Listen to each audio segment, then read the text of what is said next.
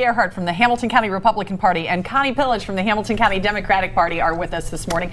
Getting a closer look, a little bit of insight and perspective on the election results here in the tri-state and what they mean. Thank you both for coming in. Why don't we just start with a general question? And Connie, I'll start with you. Your biggest takeaways from the election results? The biggest takeaway, Hamilton County is blue. Yeah. We are blue. It's done. Chip? Look what I'm wearing. I want to congratulate Connie and Gwen McFarland for the races they ran on local level. I mean, it was concerted. It was, it was well done, and congratulations. Well, thank you. Running a good race is one thing. There has to be you have to understand what's going on inside the community as well. What did you see in Hamilton County that convinced you that it would go blue? Well, this has been happening as a trend for several years now, so I knew that the Democratic Party and our values were making a lot of inroads in the community. But look, the thing that was on people's minds the most was health care. And people want to make sure they have health care when they need it. And that, I think, was something that drove people to the polls. The Hamilton County Commission has 3 Democrats on it right now. Our political analyst, Dan Hurley, who I feel like pretty much knows everything about everything, says he can't remember that ever happening before. And that just, I think, plays more into this idea that something has changed in Hamilton County.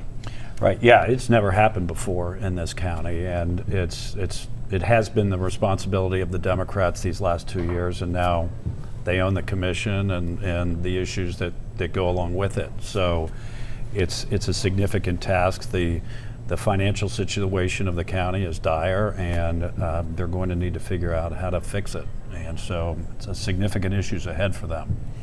Whether you're talking local races or statewide or national races, there were some campaigns that just got so downright nasty. And I think, the morning after, we're glad to see those commercials going away for a little while. But from your perspectives, what has to happen now for the two parties to be less divisive and sort of work together a little bit better on every level of our government? Well, I don't know. I mean, I think, taking a step back and recognizing that, in fact, we are all in this together, and that the issues that divide us, I think, are far fewer than those that unite us.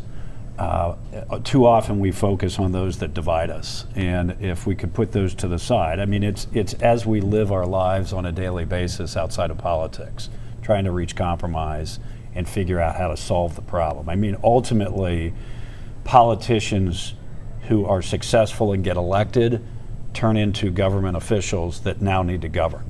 And I think that if people recognize that they now need to govern as opposed to politic, then a lot more gets done that the people want, because we want them just to do their jobs ultimately.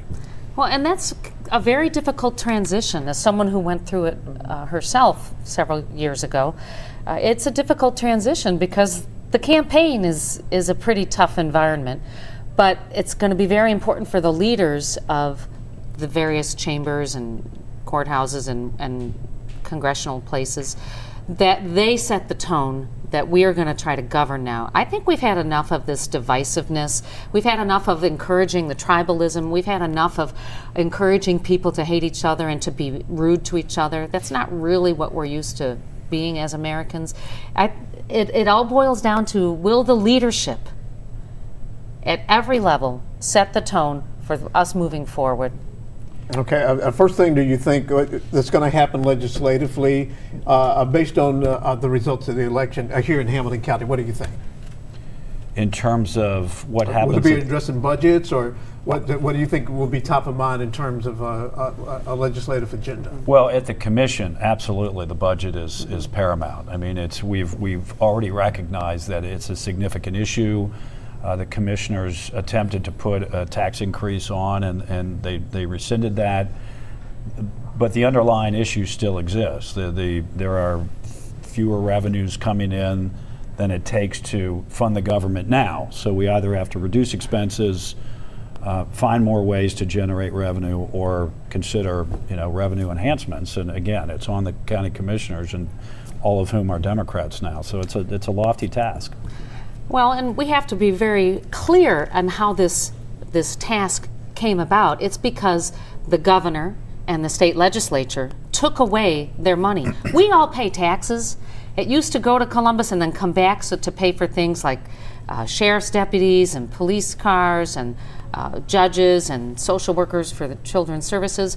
But that money's being now used in Columbus to pay for, well, charter school scandals and tax breaks for billionaires. That's how this came about. Now that the Republicans have won, they're going to control the redistricting board. Maybe they will think about governing, and I'm really hopeful that they do. All right. Chip Gerhardt, Connie Pillich, thank you both so much for coming in this morning. Thank you. We appreciate the time. It's 9:15. We'll be right back.